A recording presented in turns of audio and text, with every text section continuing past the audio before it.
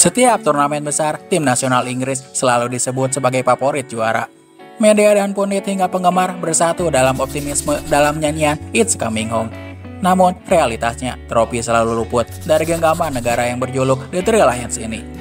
Sejak 1966, Inggris terus menelan kekecewaan demi kekecewaan, terlepas dari siapapun pelatih atau pemain bintang yang mengisi skuad.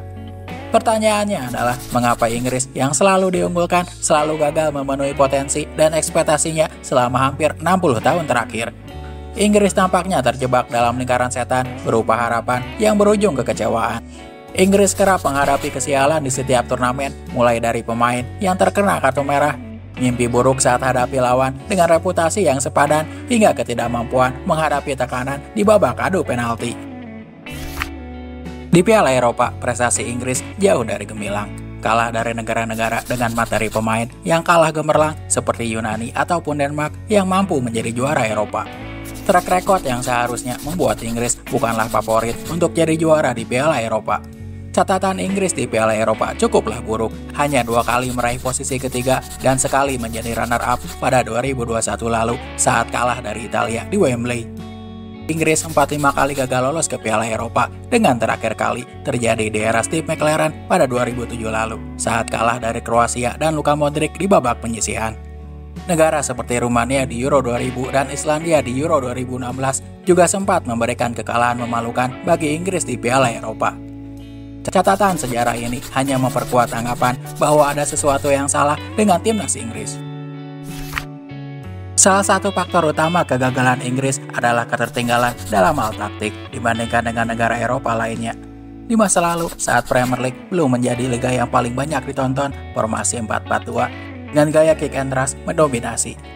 Bermain direct dengan 2 gelandang tengah yang bertipe pekerja keras dan 2 pemain sayap yang mengandalkan kecepatan jadi sumber kreativitas. Akibatnya, pemain bintang Inggris memiliki tipe permainan yang mirip dengan Frank Lampard dan Steven Gerrard jadi contoh terbesar.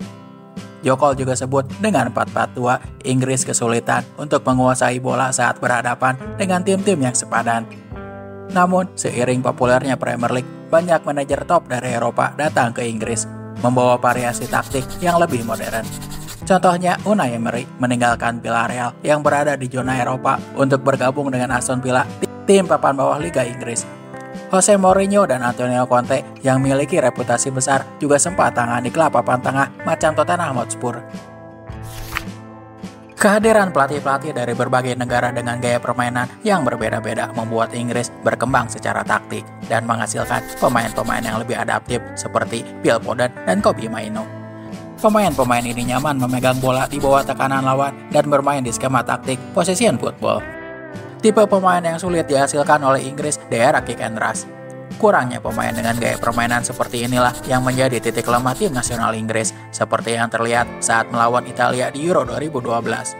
Andrea Pirlo, seorang regista atau pengatur tempo pertandingan terbaik di generasinya, seakan mengajarkan cara bermain sepak bola kepada Inggris di laga tersebut. Steven Gerrard dan Scott Parker, duet gelandang tengah Inggris saat itu, hanya mampu berlari mengejar bola, menghabiskan stamina dengan sia-sia tanpa mampu merebut alur kendali pertandingan. Faktor lainnya adalah media Inggris yang memberikan julukan Golden Generation kepada timnas Inggris, di mana di periode 2001 hingga 2006 Inggris diperkuat pemain-pemain berkualitas yang tampil reguler di babak-babak akhir Liga Champions. Namun, julukan ini justru menjadi bumerang dengan Frank Lampard sebut julukan Golden Generation menjadi sebuah beban yang halangi pemain bermain lepas. Ekspektasi yang tinggi dari media sering berujung pada kritikan yang kejam saat alami kegagalan. Wayne Rooney pernah mengakui adanya rasa takut akan dijadikan kambing hitam oleh media di antara para pemain. Bahkan, Rio Ferdinand ungkapkan ada masalah di ruang ganti di mana pemain dari klub yang berbeda sulit berbaur karena rivalitas klub di Premier League terbawa ke tim nasional. Di era Gareth Southgate, masalah yang ada di Golden Generation sudah tidak berlanjut.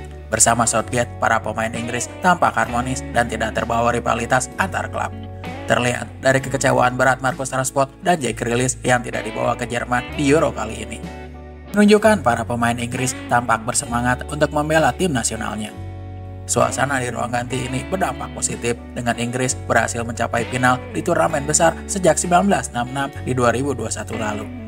Meski demikian, faktor eksternal media masih menjadi tantangan. Contohnya, Bukayo Saka yang menjadi kesayangan media usai jadi pemain kunci di edisi Euro yang lalu menjadi sasaran tembak media saat Inggris tampil kurang meyakinkan di laga persahabatan jelang Euro 2024. Taktik masih jadi kartu mati bagi Inggris, meski tak adil untuk sebut Southgate sebagai pelatih yang miskin taktik. Sebelumnya, Southgate mampu maksimalkan peran pemain seperti Jesse Lingard di Piala Dunia 2018, di mana Inggris berhasil menembus babak semifinal. Namun, gaya pragmatis yang diterapkannya sering jadi bumerang di momen-momen besar, macam semifinal Piala Dunia ataupun final Piala Eropa. Gaya pragmatis Southgate yang diterapkannya dinilai wajar karena banyak yang berpendapat bahwa di sepak bola internasional sulit menerapkan taktik yang kompleks karena minimnya waktu latihan. Namun, contoh Italia di Euro 2021 yang bermain atraktif dengan penguasaan bola membuktikan sebaliknya. Seandainya Southgate memilih untuk bermain menyerang dan mendominasi pertandingan, Inggris yang di atas kertas bermaterikan pemain yang lebih baik dari Italia ataupun Kroasia, mungkin sepak bola sudah pulang ke rumah. Di Euro kali ini, Southgate masih terapkan taktik yang pragmatis hingga buat Inggris kesulitan mendapatkan yang terbaik dari para pemainnya di lini depan. Bermaterikan pemain terbaik La Liga, top scorer Bundesliga, dan pemain terbaik Premier League, Inggris tampil melempem dari 3 kali pertandingan awal di fase grup hanya mampu cetak 2 gol dalam 1 kemenangan dan 2 kali hasil imbang. Rekor gol yang lebih buruk dari Albania yang cetak 3 gol di grup maut yang berisikan Spanyol dan Italia. Dengan komposisi pemain yang mewah seperti ini, banyak pundit menilai ini adalah kesempatan terakhir bagi Inggris dan Southgate untuk menjadi juara. Jika gagal, mungkin Inggris tidak akan pernah bisa mencapai garis akhir untuk pertama kalinya sejak 1966. Jadi, bagaimana menurut kalian? Apakah Inggris bisa mengakhiri puasa gelarnya di Euro kali ini? Terima kasih sudah menonton video ini sampai selesai. Bila suka video ini, jangan lupa like, komen, dan subscribe untuk tak ketinggalan video terbaru lainnya.